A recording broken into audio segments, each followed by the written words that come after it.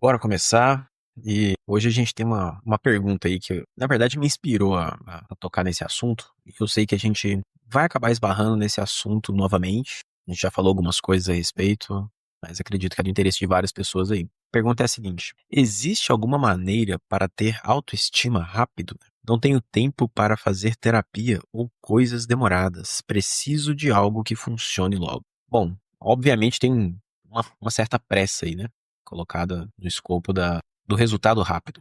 Mas quando você está falando já de autoestima, é bom a gente primeiro definir quais seriam esses conceitos que envolvem autoestima. Eu sou um pouco polêmico e que isso aqui fica um pouco marcado para vocês, porque a gente vai acabar voltando nesse tema novamente. Eu penso que autoestima não existe e eu vou explicar o porquê. Todo conceito que você tem de si mesmo, ele é ilusório, ele é fantasioso. A essência por trás do seu conceito, atrás do que a gente pode chamar de ego, ele é dinâmico, ele vai mudar. Não é à toa que as pessoas dizem que você não é igual a quem você era um ano atrás, 10 anos atrás, talvez até ontem mesmo. Perceber essa essência e defini-la, acredito eu que é uma tarefa que está para além de 99% dos seres humanos. Porque a gente vê essa dedicação em compreender o que seria essa essência e até onde ela vai, ou buscar definir ela, por exemplo, nas atividades dos santos, dos grandes santos mesmo. A gente tem aí na igreja, na história da igreja católica, inúmeros deles que são filósofos e grandes escritores aí. O Santo Agostinho, Francisco de Assis, a gente tem vários exemplos de dedicação de uma vida inteira, justamente na intenção de abdicar dessa construção egóica, deixá-la de lado e se ater ao que realmente se é enquanto humano, para que então possa haver o aprimoramento.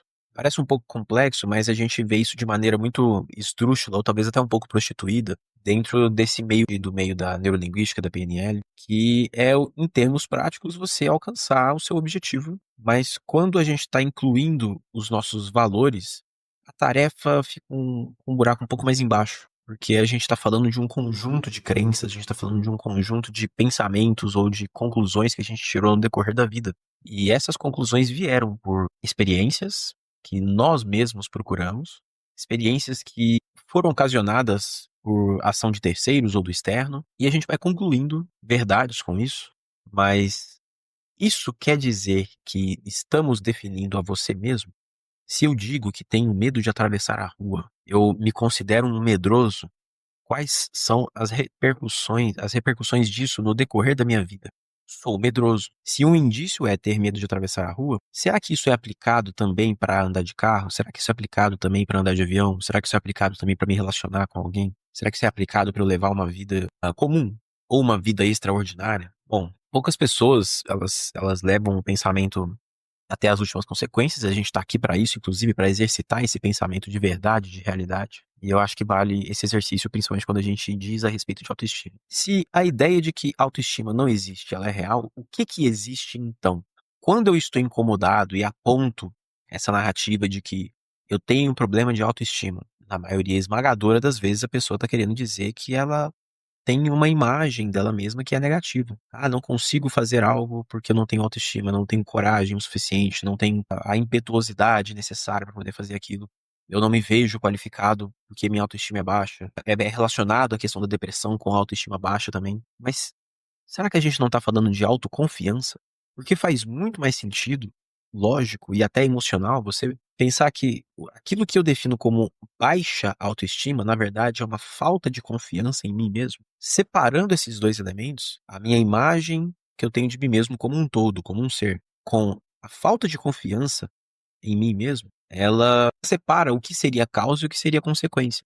E quando a gente está falando de falta de confiança, é muito mais simples da gente lidar com isso.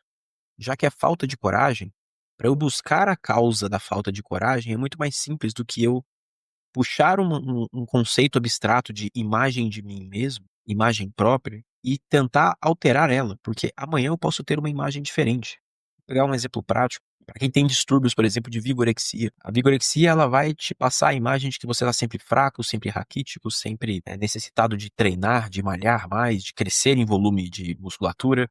Todas as vezes que você olha no espelho, por mais musculoso que você já esteja, por você se ver como magro, e essa imagem que você tem, ela não se altera, ela continua sempre te colocando num patamar abaixo do que aquilo que todo mundo já está dizendo. Você tá lá o vencedor do Mister Olímpia, mas você continua se olhando no espelho e vem a imagem de que, poxa, eu não tô grande o suficiente. E esse distúrbio é chamado de vigorexia. Obviamente, existe uma desconexão entre. Eu tô pegando esse exemplo mais extremo, porque existe, nesse caso, mais gritantemente, uma desconexão entre o que eu estou vendo e o que as outras pessoas constatam gritantemente. Não é uma questão de percepção ou gosto. E eu sei que isso vai ser muito reforçado nos dias de hoje, porque estamos vivendo em dias de que, se eu me sinto bem, então é válido. E mais do que isso, passando para um extremo de que, se eu me sinto bem, o outro deve sujeitar-se a isso. Obviamente, isso não funciona numa sociedade em que haja mais de duas pessoas diferentes, com gostos diferentes. Em algum momento elas vão conflitar. Até mesmo dentro de alguns coletivos de movimentos sociais, a gente vai ter divisões, a gente vai ter dissensões, porque justamente as opiniões não se encaixam, principalmente quando a gente está falando de gosto. O pessoal fala gosto é igual bunda, né? Tem quem tenha e tem quem não tenha. Não sei se isso é aplicável nessa situação. Mas a gente está mesmo falando de autoestima, ou a gente está falando sobre uma percepção que é consequência de algo um pouco mais profundo? Talvez a gente pudesse falar sobre identidade também. A gente vai chegar nesse tema. Se o que eu gosto me define, o que acontece se eu mudar o que eu gosto? Eu deixo de existir? Se eu me defino como médico, se eu me defino como universitário, como psicólogo, se eu me defino como pedreiro, se eu mudar de profissão, a crise existencial é inevitável?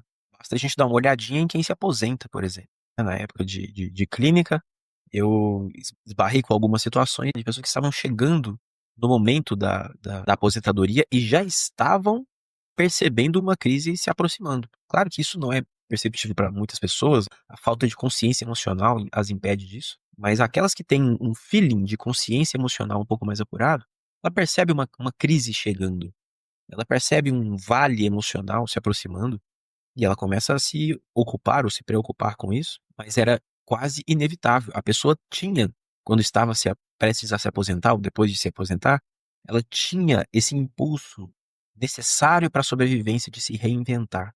Eu preciso entender novamente quem eu sou. E aí a gente tem aquela ideia de que, eu fui buscar no meu profundo, eu fui revisitar as coisas que eu gostava no passado, na infância, e aí fui descobrindo quem eu realmente sou. Peraí, você teve que ir lá na infância para descobrir quem é você? Quem você veio sendo até esse momento não era você? Tem uma discussão muito grave a respeito disso, que eu acho que é importante pra gente trazer pra reflexão, pelo menos, que é a esbarra nessa de que, se eu deixo de gostar algo que eu gostava, eu deixei de ser eu mesmo. A gente tem a explicação lá do barco, aquela metáfora, eu não lembro se era o barco de Teseu, alguma coisa assim, de quem que era o personagem, mas o barco é construído por várias tábuas. E conforme esse barco saiu para sua viagem, uma tábua foi quebrando e trocou-se aquela tábua. Outra tábua foi quebrando e trocou-se também aquela segunda, e uma terceira, uma quarta, até que se trocassem todas as tábuas, todas as madeiras desse barco. Esse barco ainda é o mesmo? Se eu juntar todas as tábuas que foram trocadas e remontar esse barco, terei dois barcos.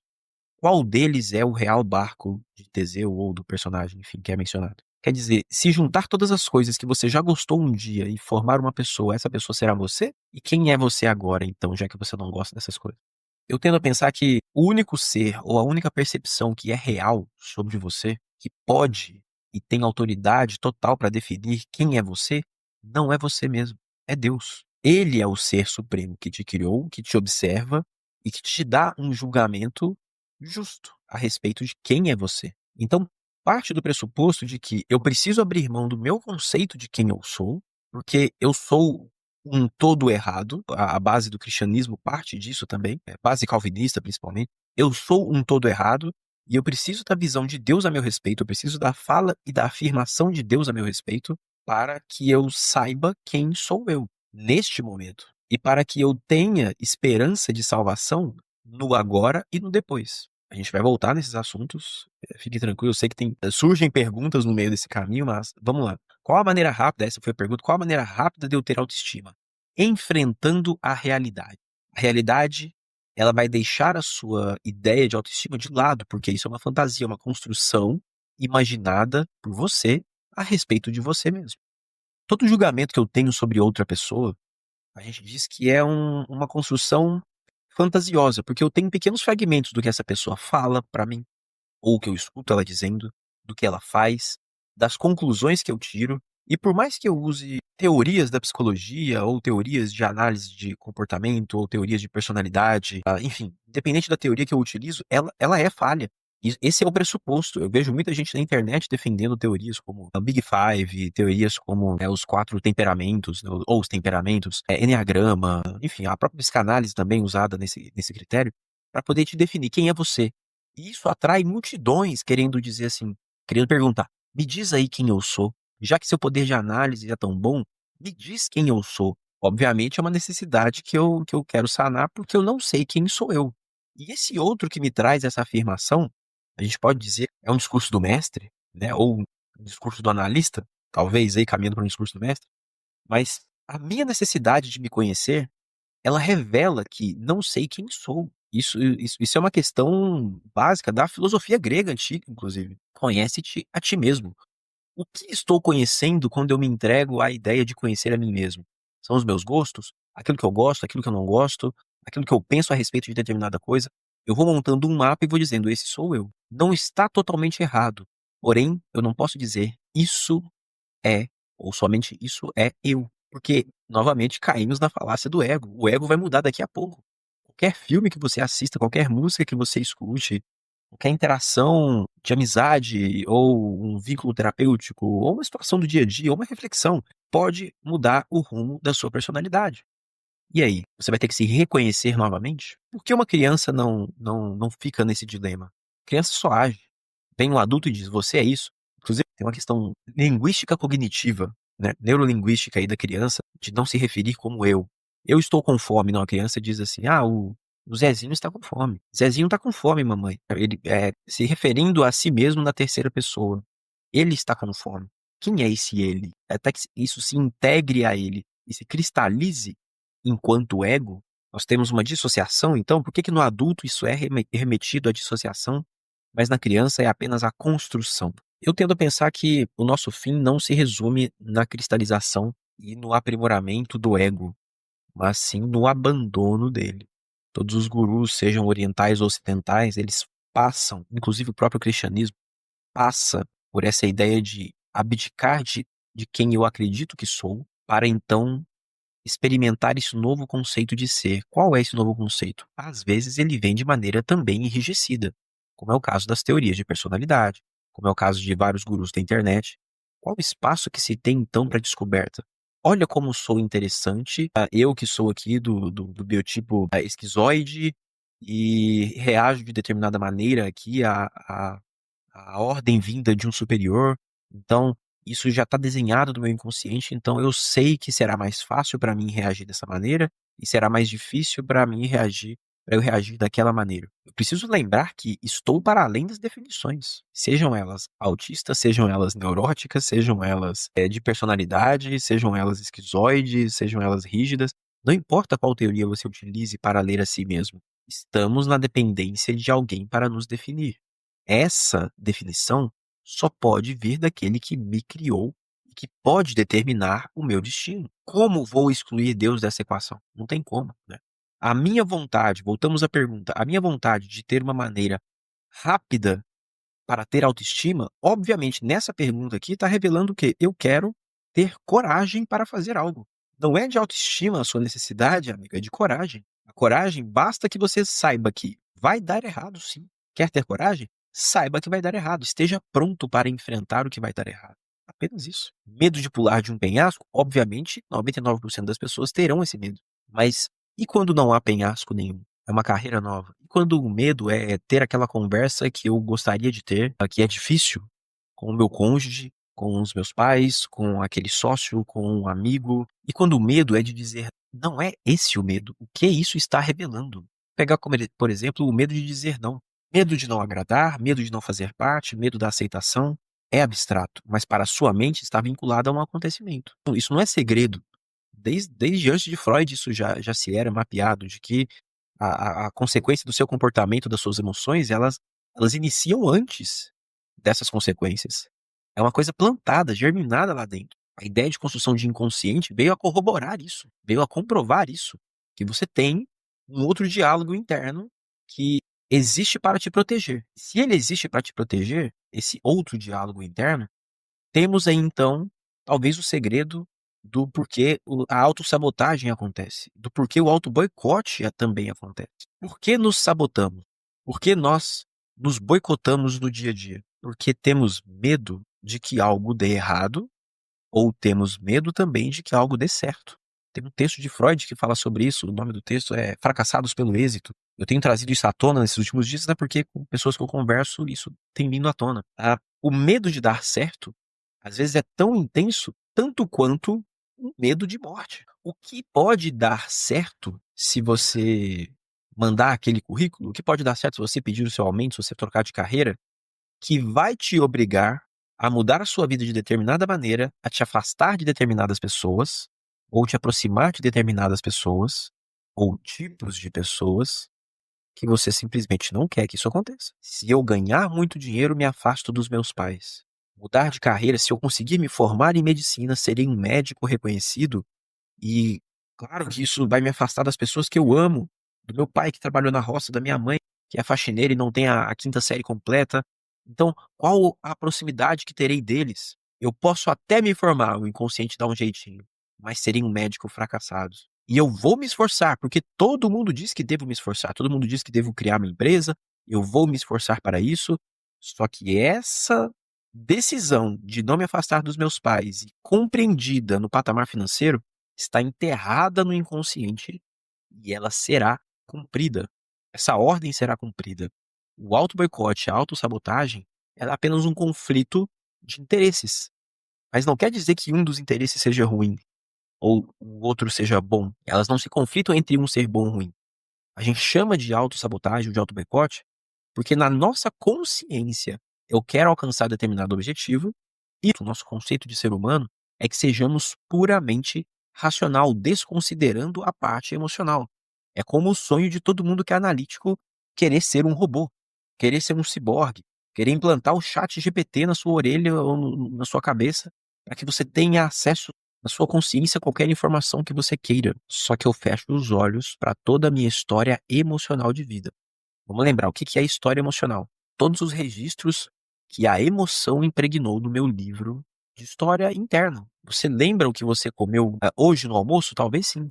Você lembra o que você comeu no almoço de 2012, da segunda quinta-feira do mês de junho? Ah, Theo, fica mais difícil. A não ser que seja um dia extremamente marcante emocionalmente, provavelmente você não vai lembrar. Porque no seu livro interno de registros, não teve uma tinta emocional. Só vai ficar registrado no seu livro, na sua história de vida, no seu inconsciente, aquilo que a tinta emocional registrou.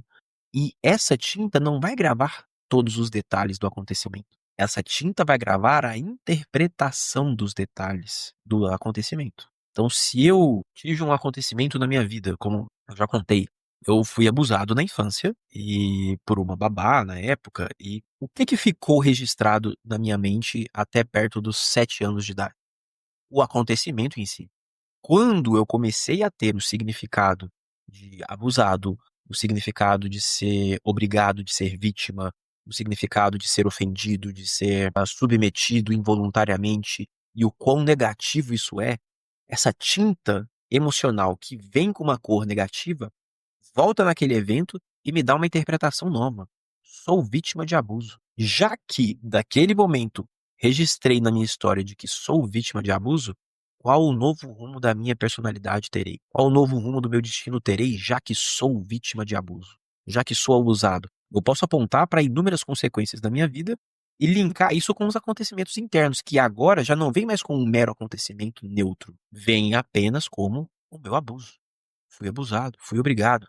Quanto mais detalhamento emocional dou sobre isso, e novamente eu retorno lá no meu trauma, consciente ou inconscientemente, eu vou colorindo com tons de negatividade ou com tons de refino a minha interpretação sobre o ocorrido e não sobre o ocorrido. Quer ter coragem para fazer o que você não tem coragem ainda? Enfrente o seu medo de dar certo, tanto quanto o medo de dar errado. E não é uma das coisas que você vai fazer da noite para o dia. Você quer terapia intensiva? Esteja com a disposição, no mínimo, de ser ofendido. Vai ter de passar pela ofensa. Existe a barreira da ofensa que a gente evita ser ofendido, que é uma camada grossa do ego. Essa camada grossa do ego, ela precisa desmoronar de dentro para fora. E tendemos a evitar as ofensas porque elas machucam a nossa honra, elas machucam o nosso conceito próprio de quem ele pensa que eu sou. Ele tá pensando que eu sou quem? Quer dizer, eu não sei o que que ele tá pensando, né, na prática, mas que ele está agindo, que ele está dizendo, ofende, não combina com o desenho do meu muro. Para ter acesso a mim, para transcender esse muro, precisa encaixar do jeito que eu estou querendo que encaixe essa porta. E nisso vai dar conflito. Nisso eu vou rejeitar, nisso vou me ofender e, dependendo de onde, em qual registro emocional negativo aquilo toca, eu posso estar prestes a explodir. E explodo diante daquela pessoa, naquela pessoa, naquele acontecimento. E quando isso acontece, são aqueles dias em que você vai na padaria, a moça te dá o troco errado e você explode emocionalmente dizendo assim: mas o Brasil não vai para frente por causa disso. Você é um incompetente, você está querendo me roubar, quem você pensa que eu sou? E aí foi só um troco errado. Mas ela fez na malícia, Thelma, ela fez na maldade. Não importa. Por que que num dia em que você está de bem com a vida, você não se importa com essas coisas? Naquele dia específico, você transbordou aquilo, é porque nesse transbordar existem mais aspectos que não estão resolvidos se convergindo numa atitude de transbordo do negativo. Tem a frase, você quer conhecer uma pessoa, você quer saber o que, que tem dentro daquele pote, daquele encapsulado que a gente chama de pessoas, sacuda ela, vai transbordar ali o que está ali dentro. E na maioria esmagadora das vezes não é uma coisa muito doce. Tenta sacudir uma pessoa por muito tempo para você ver. Talvez uma criança vai reagir melhor. Quando você sacode uma criança, pode ser que ela comece a dar risada, que ela ache legal, que ela ria até desmaiar. O bebê é mais fácil, ele dá risada quando você sacode. Sacode um adulto para ver o que acontece. Com o ego cristalizado que ele tem, talvez o mínimo que ele te diga é quem que você pensa que eu sou para você poder fazer isso comigo. Eu não te dei essa liberdade de tocar no meu corpo. Meu corpo, minhas regras. Quem é você para encostar em mim assim? Eu não te dei essa abertura. Tá pensando que eu sou menino? Todo esse tipo de reação, ele tá remetendo a feridas emocionais que estão guardadas, blindadas no invólucro de ego, e que quando alguém consegue tocar numa abertura que a gente chama de ofensa, isso vem à tona, isso vaza. E a minha reação é: opa, isso não pode vazar. Eu demorei muito tempo para construir esse desenho que é aceito por várias pessoas, que me dá vantagens emocionais. Ah, Theo, todos nós queremos abrir mão do ego. Não, não queremos. Aí entra o auto-boicote. O ego te traz vantagens. O ego te traz autoridade. O ego te traz domínio sobre pessoas, sobre situações. O ego te traz facilitações. Você veste uma roupa imponente, você fala com eloquência, você fala com autoridade, você berra, você grita, você fala com classe, as pessoas vão imaginar algo a seu respeito e, baseado nos medos e nas construções fantasiosas delas, você caminha socialmente como alguém elitizado, como alguém intelectualmente superior, como alguém de poder, como alguém endinheirado, não importa. A construção do ego que te traz vantagens sociais. Por que diabos você gostaria de abrir mão disso? Qual o benefício real? Eu vou me tornar uma pessoa mais humilde, Theo. Você vai ser a mais humilde do seu bairro, da sua rua, do seu grupo. Eu quero ser a mais burra da mesa. Que sinal de humildade. Quer dizer, não precisa a gente raciocinar muito para perceber que não é sobre autoestima rápida que essa pergunta tá revelando, inclusive. É sobre como eu faço para resolver minha vida, né? Porque talvez ele esteja, quem fez essa pergunta, esteja procurando autoestima para poder conseguir mais dinheiro, ter um relacionamento, ou conseguir ser aceito em determinado grupo ou por determinada pessoa. O que que ele perde conseguindo isso? É a pergunta que ele tem que fazer pro inconsciente dele. Se ele realmente conquistar aquela mulher, se ele tiver coragem de falar com aquele estereótipo feminino ou masculino, o que que ele perde caso ele consiga? É o mínimo que a gente tem que perguntar. E essa resposta não vai vir rápida. Lembra, você agora está. Você saiu aqui da sua própria proteção para fazer essa pseudo-dissociação, para olhar para si mesmo e falar: o que tem aqui que eu preciso tratar? Cara, a primeira coisa que você vai ver é um muro. O seu inconsciente, ele quer te proteger, ele tá do seu lado. Poxa, Théo, mas eu preciso conquistar mais dinheiro, eu preciso conquistar uma vida saudável socialmente, eu preciso ter um status social de respeito. Isso é bom? Em certos aspectos é excelente. Mas por que então você se opõe a isso? Porque emocionalmente não é isso que importa. Emocionalmente estamos presos aos débitos e aos créditos que geraram débitos emocionais da nossa infância, da nossa adolescência, da nossa vida inteira. Não fico rico porque meu pai não ficaria tão confortável com isso. Tem números, inclusive o texto de Freud é sobre homens que progrediam profissionalmente e financeiramente, mas chegavam a um certo patamar, eles se boicotavam de uma maneira que muitos não gostam de assumir, através dos acontecimentos externos. Choveu, entrou infiltração na minha casa, mofou a parede, e a parede agora precisa ser tratada, e logo agora que eu estava prestes a conseguir aquele contrato, e agora eu tenho que parar tudo porque eu não posso deixar um mofo proliferando na minha casa, então eu substituo uma coisa pela outra. Poxa, Theo, mas o telhado ter dado problema tem a ver com eu escolher me boicotar naquele momento? Não necessariamente, mas serviu para. E é aí que está o segredo. Poderia ser o teto, poderia ser o passarinho que apareceu e te fez repensar na vida, poderia ser a notícia que o Datena soltou no jornal, poderia ser o cenário político atual, poderia ser qualquer coisa. Poderia ser, novamente, o caixa da padaria que te deu o troco errado, te desestabilizou emocionalmente. Naquele dia você não fechou o contrato porque você não estava bem, porque é muito difícil levar uma vida dessa aqui no Brasil. E isso corrobora com a ideia de que eu só posso prosperar financeiramente se eu sair, se eu mudar para a Argentina, se eu mudar para o Uruguai, se eu mudar para o Canadá, se eu mudar para a Suíça. Aqui não tem como crescer. Ah, muito bem, parabéns, você se boicotou mais uma vez. Só que deu tantas desculpas e argumentos lógicos, argumentos tão bons que até as pessoas à sua volta acreditam nisso. Elas concordam com você. Aliás, faz parte da mesma narrativa de auto-boicote delas também. Até porque você atrai, e você acha conexão, né? O atrair tá nisso. De todos os que eu olhei na rua, aquele me causou conexão, aquela me causou conexão. Cara, eu gostei daquele cara. Nossa, entre 50 pessoas que tinha naquela turma da faculdade de administração, fulano de tal se tornou o meu melhor amigo porque pensamos parecidos e, curiosamente, temos os mesmos bloqueios emocionais. Curiosamente. O que será que esse curiosamente quer dizer, né? Mas a gente volta nessa reflexão depois. E para a próxima aula, caso você esteja no YouTube e queira mandar sua pergunta, ou queira participar aqui com a gente, deve ter um link em algum lugar, você clica aí e a gente pode te receber de bom grado.